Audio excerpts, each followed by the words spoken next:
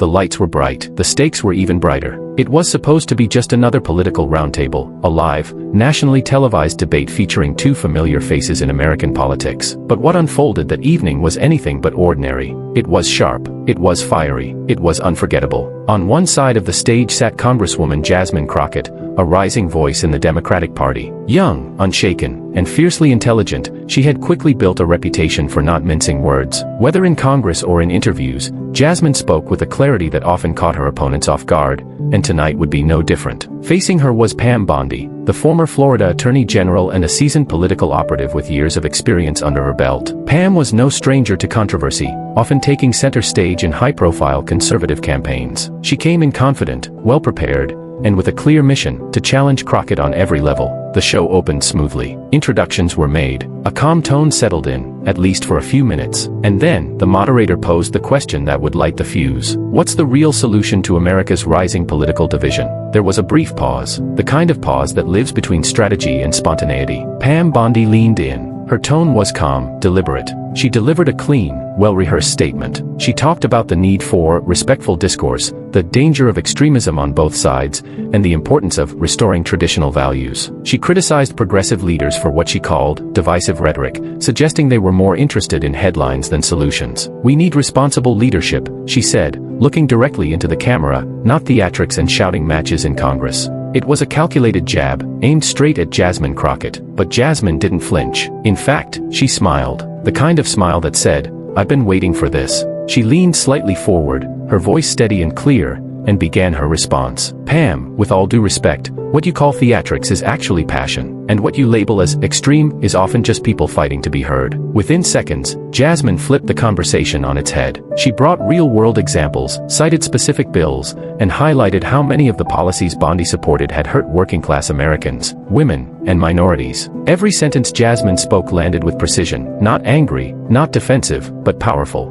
and the audience could feel it. Even the moderator looked surprised as the energy in the studio shifted. What was supposed to be a balanced debate was quickly turning into a political masterclass. Pam tried to interrupt, but Jasmine kept her cool. She came armed with facts, confidence, and above all, conviction. The next 20 minutes would see the two women clash like thunder and lightning, and America couldn't stop watching. Pam Bondi, always polished and media-ready, was the first to seize the floor. She adjusted her posture, glanced confidently at the camera, and spoke with the ease of someone who'd been in front of a microphone hundreds of times before. Her words were carefully chosen, but sharp. She launched into a pointed critique of progressive policies, calling them radical and dangerous. She spoke about rising crime rates, immigration concerns, and economic strain, tying them directly to what she labeled as reckless liberal leadership. Without naming names just yet, her implication was clear. This was an indictment, and Jasmine Crockett was in the courtroom. "We're watching cities crumble because of soft on-crime policies. The border is in chaos. And instead of fixing it, leaders on the far left are busy chasing headlines and dividing Americans." Then came the personal dig. Pam turned slightly toward Jasmine and delivered a line clearly meant to undercut her opponent's credibility. "We need responsible leadership, not theatrics and shouting matches in Congress." The tone was confident,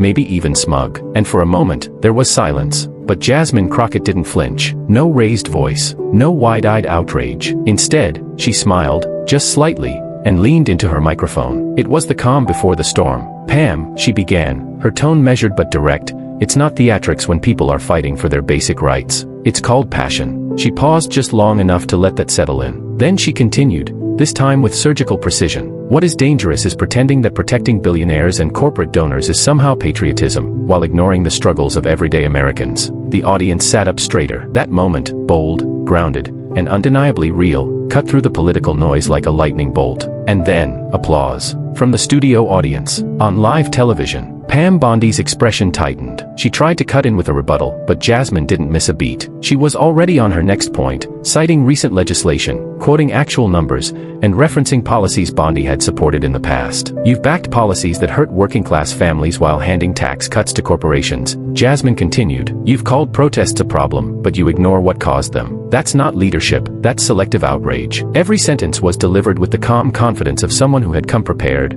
not just to defend her position, but to expose the flaws in her opponents. Pam Bondi tried once more to interject, but the moderator gestured for her to wait. This was Jasmine's moment, and everyone in that room, including Pam, could feel the momentum shift. By the time Jasmine finished her segment, the tone of the entire debate had changed. What started as an attempted takedown had turned into a full-blown political reversal. And viewers across the country were now fully tuned in, not just watching, but talking, tweeting, replaying. The storm had arrived, and Jasmine Crockett was leading it. The tension in the studio had already been rising, but the real explosion came when the discussion shifted toward women's rights and social justice, issues that Jasmine Crockett has passionately championed throughout her career. The moderator opened the floor with a question about recent legislation surrounding workplace protections and reproductive rights. It was clear this topic was going to hit deeper. Pam Bondi took a deep breath, poised and ready with another polished soundbite. She accused the left of using emotion over evidence, and dismissed concerns around rights and protections as being blown out of proportion for political gain. Let's be honest, Pam said.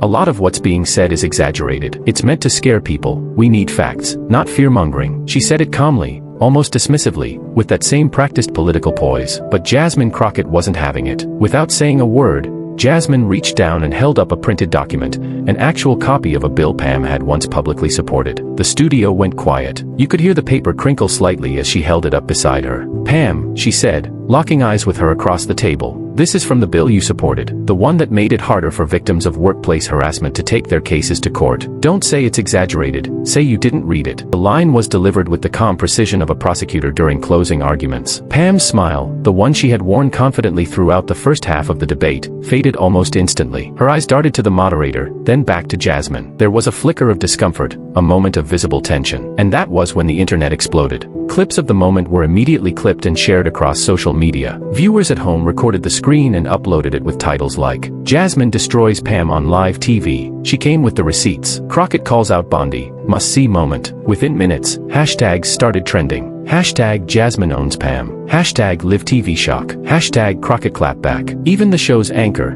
who had remained neutral and composed throughout the debate, looked visibly stunned. His eyes widened just slightly, the kind of reaction that says, "Oh wow, did that just happen?" Pam tried to recover. She shifted in her seat, quickly pivoting to her years of legal service, trying to reclaim the spotlight with her experience and record. "I've worked in law enforcement for decades," she began, her voice more defensive now. But Jasmine wasn't done. She leaned forward, locked eyes once again, and delivered the line that would seal the moment. "Experience doesn't mean you're right. It just means you've had more time to perfect the wrong thing." Boom. That sentence echoed, on stage, online, and in the minds of everyone watching. Pam had the resume. Jasmine had the receipts. And in that moment, the audience, both in the studio and across the country, knew exactly who had won the round. As soon as the segment ended and the credits rolled, the internet exploded. Clips of the exchange between Jasmine Crockett and Pam Bondi began spreading like wildfire. By the time the network had posted the official replay to YouTube, independent users had already uploaded dozens of reaction videos, edited clips, and highlight reels. Some were titled, "Crockett leaves Bondi speechless. Most savage debate moment of the year. Mic drop.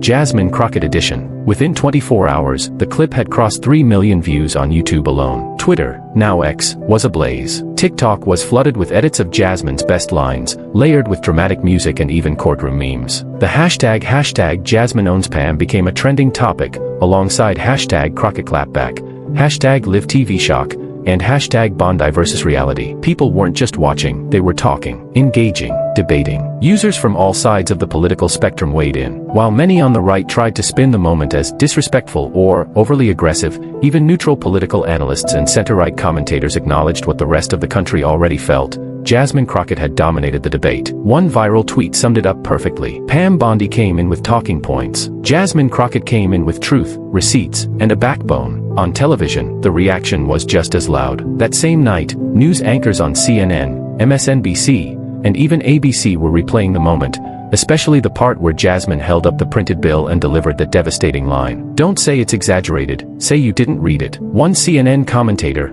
a veteran political analyst, called it a courtroom-style dismantling. Bondi looked like she expected softball questions. Instead, she got fact-checked in real time and couldn't keep up. MSNBC ran a 12-minute segment breaking down Crockett's strategy and composure. They brought in debate coaches and political strategists to analyze her tone, timing, and ability to dominate without raising her voice. Even more surprising, viewers who previously disagreed with Jasmine politically took to the comments and quote tweets to praise her performance. "I'm a Republican, and I don't usually agree with her politics," one user wrote, "but she was on point. That was a masterclass. Forget party lines, that was leadership under pressure," said another. The moment had transcended the usual partisan noise. It wasn't just about policy anymore, it was about presence, precision, power. By the end of the next day, Crockett had been invited to appear on 4 different news shows. Pam Bondi, meanwhile, had gone quiet. No new posts, no interviews, just silence, a stark contrast to the firestorm that was Jasmine Crockett's rising star. It wasn't just a debate, it was a political moment, the kind that gets remembered, replayed,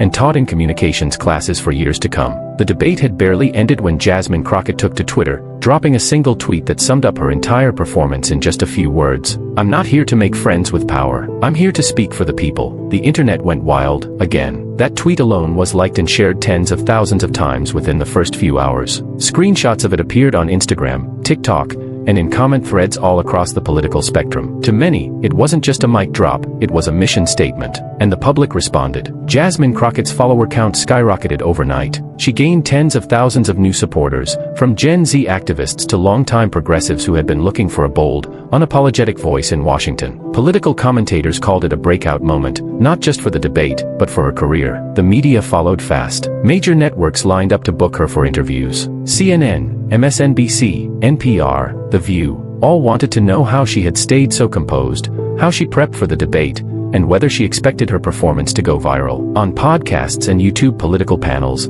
her debate strategy became a hot topic. Communication experts praised her ability to balance emotion with evidence. She didn't shout, she didn't interrupt, she just delivered. Every point she made had a reference, a document, or a real-life example behind it. One commentator said, "It wasn't just passion, it was strategy." She dismantled Pam Bondi piece by piece, like a lawyer cross-examining a witness. The phrase Crockett class even started trending, as in, that was a masterclass in how to win a debate. Meanwhile, on the other side of the political aisle, Pam Bondi's silence spoke volumes. In the 48 hours following the debate, she made no public appearances, no interviews, and didn't release a statement. Her social media remained inactive. The confident demeanor she brought to the roundtable had quickly faded into the background. Some of her supporters did try to defend her, claiming the moderator was biased or that Jasmine had been overly aggressive, but those arguments didn't land. Even conservative-leaning pundits admitted on air that Pam looked unprepared and that Jasmine controlled the entire stage. The most brutal take came not from a political rival, but from a random viewer on YouTube,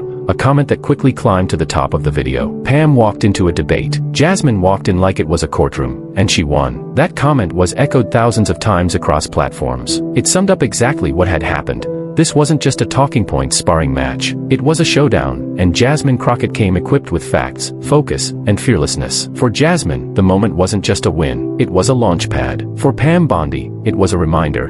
In the world of live TV and politics, confidence is great, but being ready for the truth is greater.